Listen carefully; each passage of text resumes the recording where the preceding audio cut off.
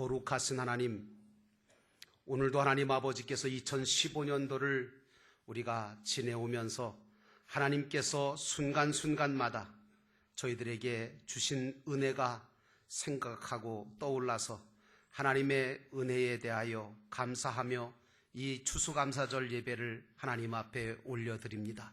하나님 영광 받아주시고 감사하는 자들마다 복되게 만들어주시고 감사하는 자들마다 하나님께서 더 큰 것들로 허락하시는 은혜와 축복을 경험하게 하옵소서. 오늘도 하나님 아버지의 말씀을 우리 같이 나눕니다. 이 말씀의 떡을 먹고 아버지 하나님 온전한 믿음을 가지고 하나님 앞에 영광을 돌림으로 남기는 인생 되게 도와주시고 나누는 인생 되게 하시고 복의 근원 인생 되게 하옵소서.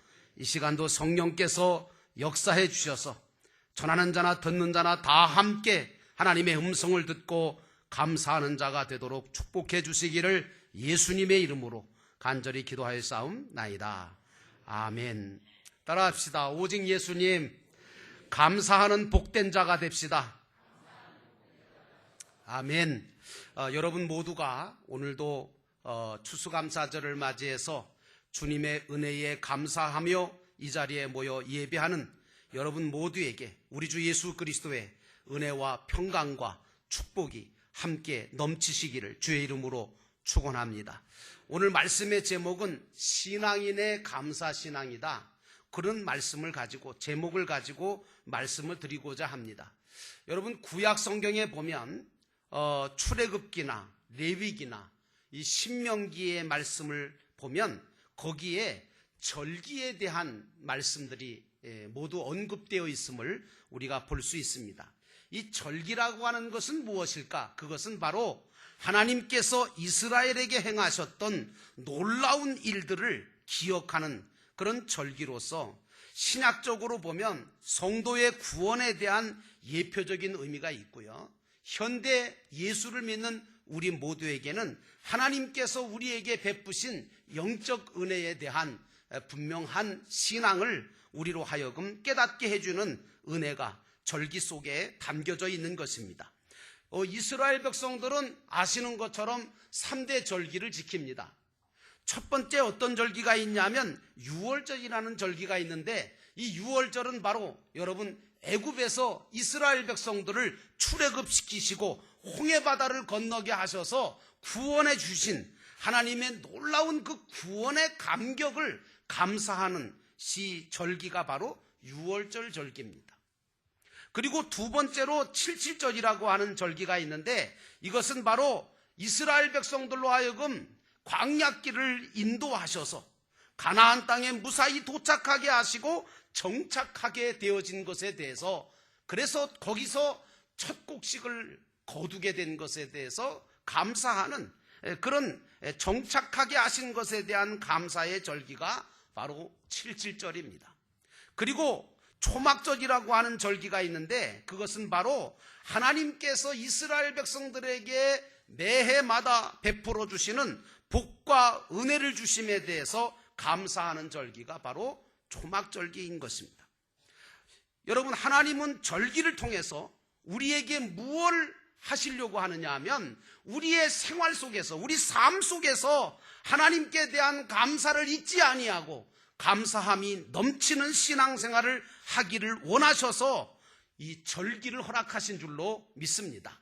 그러므로 이 추수감사절을 맞이해서 혹시라도 감사를 잊어버리신 분이 계시다면 다시금 감사의 신앙을 회복하셔서 온전한 감사, 은혜로운 감사를 하나님 앞에 드리심으로 말미암아 여호와 하나님이 주시는 은혜와 축복을 경험하게 되시기를 주의 이름으로 축원합니다. 오늘 본문의 말씀에 근거해서 세 가지를 말씀을 드리려고 하는데 첫째로는 절기를 지킬 때 하나님은 어디서 지키라고 하시느냐 하면 하나님이 택하신 곳에서 지키라고 말씀하고 있습니다. 15절에 보니까 내 하나님 여호와께서 택하신 곳에서 너는 이레 동안 내 하나님 여호와 앞에 절기를 지키고 라고 나와 있습니다. 본문 15절과 16절에 보니까 여호와께서 택하신 곳에서 여호와 앞에 절기를 지키라는 거예요. 여기가 어디냐? 바로 성소예요.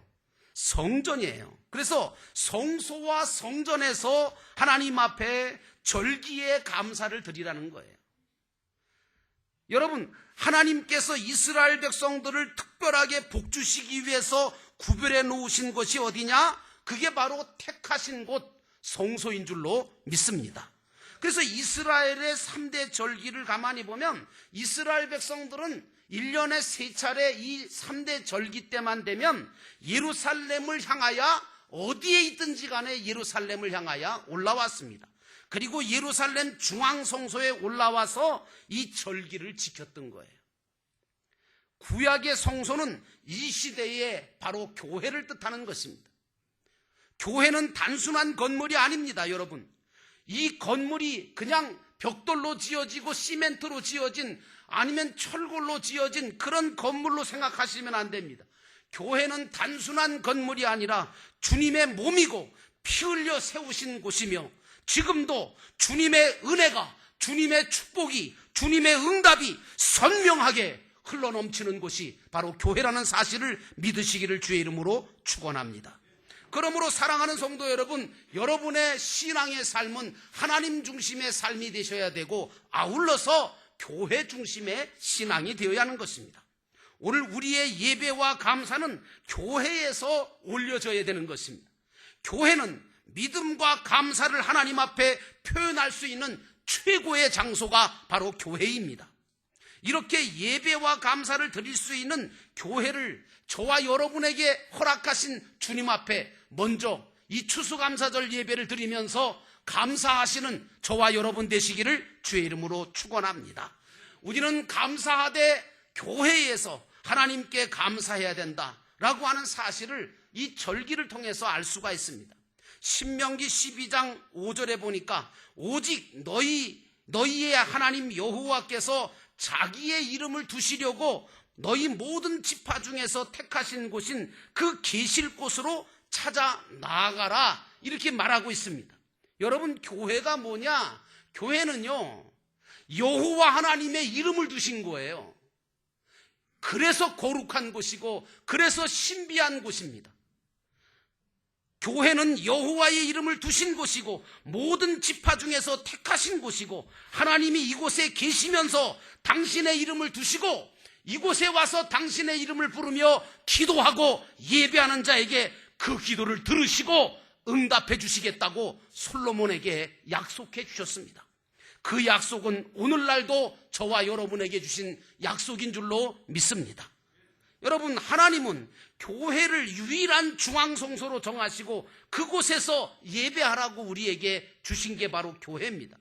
그러므로 사랑하는 성도 여러분, 이 교회에 나와 하나님 앞에 예배를 드릴 때 이 예배를 하나님이 받으시고 우리의 기도를 들으신다고 하셨으니 그렇게 정말 온전한 믿음을 가지고 주님 앞에 나와 예배하는 가운데 하나님이 주시는 은혜와 축복을 경험하게 되시기를 주의 이름으로 축원합니다. 여러분, 이스라엘 백성들을 왜 하나님께서 굳이 절기 때마다 멀리 사는데도 불구하고 예루살렘 중앙성소에 올라와서 절기를 지키라고 했을까요? 그 이유가 있어요. 몇 가지 있는데요. 첫째는 이스라엘 백성으로 하여금 하나님이 주신 그 언약을 잊지 아니하고 언약 백성으로 정체성을 가지게 하려고 그러는 거예요. 그 다음에 두 번째는 이스라엘 민족으로 하여금 흩어져 있지만 그때 다시 모여서 하나님 앞에 예배드림으로 감사의 절기를 드림으로 결속을 다지게 하는 원동력이 되어진 겁니다. 그리고 이 성소를 통해서 하나님 앞에 성소에 모여 예배드리게 한 이유가 뭐냐? 그 당시에 이방인들은요, 아무데나 가서 그냥 예배드리는 거예요. 여러분 지금도 그렇잖아요. 미신 섬기는 사람들은 큰 돌만 있으면 그 돌 밑에 가서 촛불 켜놓고 빌잖아요. 나무가 좀 이상한 나무가 하나 있거나 아니면 벼락 맞은 나무가 있으면 거기 가서 또 그냥 목 걸어놓고 빌잖아요. 해를 보고 빌고 여기저기에서 다 그렇게 하는 것처럼 오늘 이방인들은 아무 곳에서나 그저 자신의 그 모든 것들을 놓고 우상 숭배하는 경우가 많았기 때문에 하나님께서 너희들은 이방인들처럼 아무 데서나 예배드리고 복을 빌지 말고 내가 택한 그 장소, 내가 너희들을 위해서 복을 주려고 만들어 놓은 그 성소에 올라와서 순수한 여호와의 신앙을 가지고 절기를 지켜라, 이렇게 말씀하신 줄로 믿습니다. 그러므로 오늘 이 추수감사절에 이 성소에 올라와 하나님 앞에 예배하는 여러분 모두에게 하나님께서 은혜와 축복을 주시기를 주의 이름으로 축원합니다. 그러므로 감사하되 교회에서 하나님께 감사하라는 거예요. 오늘날 우리 성도들이요, 교회 신앙이 무너졌다고 저는 봅니다. 왜 그러냐면요, 내 교회라고 하는 의식이 점점 사라져요. 여러분, 이 사람 이게 뭐 교회는 다 똑같은 건데 무슨, 아니요. 하나님께서 여러분에게 주신 여러분의 교회가 있습니다. 여러분은 이 교회가 여러분의 교회라고 생각하셔야 돼요. 내 교회라고 하는 의식이 없는 사람이 너무 많아지는 거예요, 지금. 여러분, 그리고 또 교회와 생명관계를 맺지 아니하고 신앙생활 하려고 하는 사람이 있어요. 근데 여러분, 이런 사람은요, 열매를 맺지 못해요. 이게 얼마나 불행한지 아세요? 나중에 보시면 알아요. 확실한 신앙을 가지고 하나님이 자기 자신을 불러서 세우시고 쓰시고 축복하실 것이라는 믿음을 가지고 교회를 섬기는 신앙을 가진 성도는 하나님께서 그 인생을 복되게 만들어주시는 줄로 믿습니다. 그러므로 예수님이 피 흘려 세우신 거룩한 성소, 내가 몸담을 만한 교회라고 생각하는 그 교회에서 여러분들은 떠나지 말고 정말 가지가 원줄기를 떠나지 않는 것처럼 붙어 있어야 되는 것처럼 여러분들은 붙어 있어 예수님의 몸인 교회를 사랑하고 최선을 다해서 섬기다 보면 하나님은 여러분의 인생에 복을 주실 것이고 영광스러운 천국의 교회의 일원이 되게 하실 것을 믿으시기를 주의 이름으로 축원합니다. 축원합니다. 이 분명한 교회 신앙을 가지고 있어야 돼요. 교회 신앙을 가지고 교회 중심의 감사 생활을 할 때 하나님께서 그 감사를 받으시고 영광스러운 영광을 입혀주시는 줄로 믿습니다. 그러므로 사랑하는 성도 여러분, 나는 여러분들이 교회에서 감사함을 가지고 직분을 감당해 가시기를 바랍니다. 교회를 중심으로 해서 여러분의 인생과 여러분의 가정과 여러분의 삶을 세워가시기를 주의 이름으로 축원합니다. 감사와 감격으로 예배하고 믿음과 감사함을 가지고 봉사하면 하나님은 반드시 그런 충성된 자, 그런 신실한 일꾼에게는 은혜와 복을 주셔서 끝이 아름답게 하시고 모든 것이 합력하여 선을 이루게 하시는 줄로 믿습니다. 그러므로 사랑하는 성도 여러분, 온전하게 하나님이 택하신 그곳에서, 하나님께서 정하신 그곳에서 여러분의 믿음을 하나님 앞에 보임으로 그 믿음을 보시는 하나님께서 여러분의 믿음대로 복 주시는 역사가 일어나기를 주의 이름으로 축원합니다. 두 번째로 오늘 본문의 말씀에 보니까 16절에 여호와를 배웁되 빈손으로 여호와를 배웁지 말라라고 하는 말씀이 나옵니다. 다시 말하면 여호와 하나님 앞에 나올 때 빈손으로 여호와를 뵙지 말아야 된다 말씀입니다. 본문 16절에 보니까 여호와를 배울 때 빈손으로 배웁지 말라라고 하는 매우 노골적이고 매우 직설적인 말씀이 나오고 있습니다. 다시 말하면 물질로 감사하는 것은 필수적이다, 그 말씀이에요. 본문 13절과 17절 말씀 보니까 소출을 거두어 드린 후에 주신 것으로 하나님께 드려라, 이 말씀을 하고 있습니다. 여러분, 농부에게 소출은요 진짜 귀한 겁니다. 왜? 거기에는 농부의 땀이 있고 삶이 있고 생명이 들어가 있는 거거든요. 그래서 제가 어렸을 때만 해도 밥상에서 밥풀을 갖다가 막 흘리거나 밥을 좀 이렇게 막 버리거나 그러면 굉장히 야단을 맞았어요. 왜냐? 그 밥살 하나하나가 그 한 톨이 농부가 그냥 만든 게 아니라 거기에는 농부의 땀이 들어있고 삶이 들어있고 생명이 들어있다고 생각하고 얼마나 강하게 가르쳤는지 몰라요. 여러분, 늘 우리도 마찬가지입니다. 하나님 아버지 앞에 하나님께서 뭐라고 말씀하시냐면 너희들이 땀 흘리고 삶으로 생명으로 정말 소출을 얻었다 할지라도 그 결론은 하나님께서 허락하셨기 때문에 그것이 얻어진 것이므로 너희는 하나님 앞에 감사를 드리는 자가 되라는 말씀입니다. 여러분, 고대 세계를 보면 고대 세계에서는요, 나라마다 임금이 있고 왕이 있는데 이 임금 앞에 올 때는요, 예물 없이는 절대로 못 나갔습니다. 왜냐? 여러분, 그 임금이 없으면 자기를 지켜주겠습니까?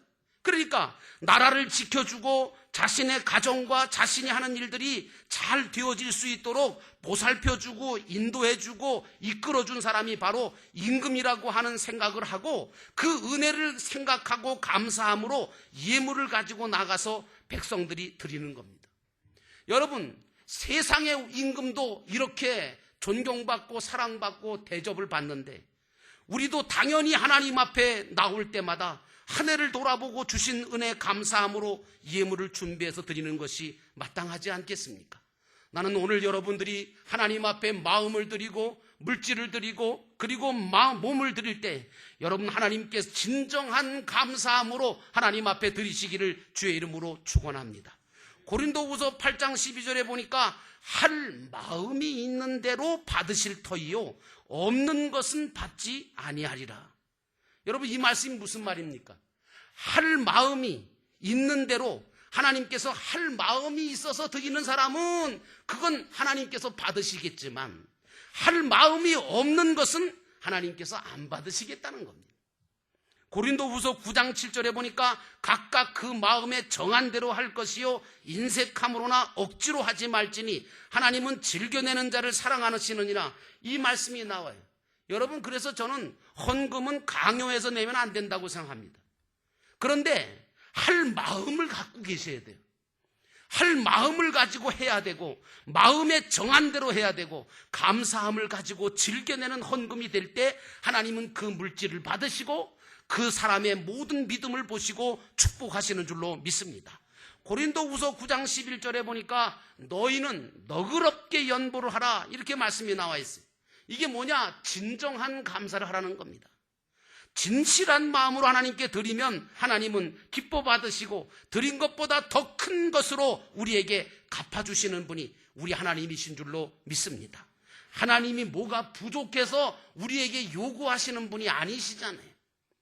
여러분, 성경을 읽어보세요. 하나님께서 뭐뭐 해라 뭐뭐 하라 라고 말씀하실 때마다 명령하실 때마다 그 명령은 당신을 위한 명령이 아니라 바로 그 명령을 받는 우리를 복주시려고 우리를 잘되게 하시려고 우리에게 가장 좋은 것을 주시기를 원하셔서 우리에게 요청하시고 요구하시는 것임을 우리가 발견할 수밖에 없습니다. 그러므로 하나님은 우리 중심에 진정으로 감사하는 마음이 있는가를 보시는 겁니다. 그러므로 양도 중요하지만 무엇보다 마음을 다한 예물을 하나님 앞에 드릴 줄 알아야 됩니다. 하나님은 우리의 감사를 진정한 감사를 받으시기를 원하시고 그걸 받으시고 기뻐하시는 줄로 믿습니다. 그러므로 사랑하는 성도 여러분, 나는 여러분들이 하나님 앞에 무엇을 드릴 때에 마음을 드리든 몸을 드리든 물질을 드리든 시간을 드릴 때 여러분 복을 받기 위해서 드리는 기복주의적인 신앙 표현이 되지를 않기를 원합니다. 무슨 얘기냐 하면 먼저 은혜를 받았기 때문에 그 은혜의 감사함으로 드리는 것이 되어야 진실한 감사의 예물이 되는 줄로 믿습니다. 그러므로 각자 사람마다 받은 바 은혜는 다르지만 하나님은 분명히 여러분 한 사람 한 사람에게 다 하나님께서는 예외 없이 은혜를 다 주셨을 것입니다.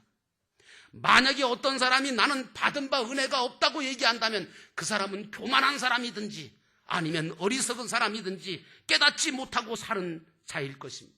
그러나 우리 모두는 기본적으로 예수 그리스도를 통해서 새 생명의 구원의 은혜를 받은 자들이 아닙니까?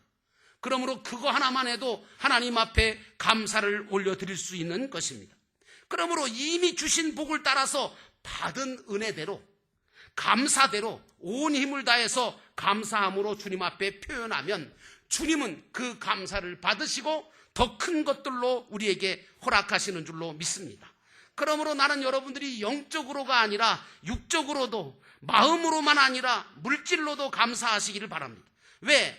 하나님 앞에 여러분들은 하나님께 정말 감사합니까? 그렇다면 여러분들은 그 감사한 마음을 가지고 무엇을 가지고 표현하시겠습니까? 어떤 사람들은 입술로만 감사하다고 말합니다.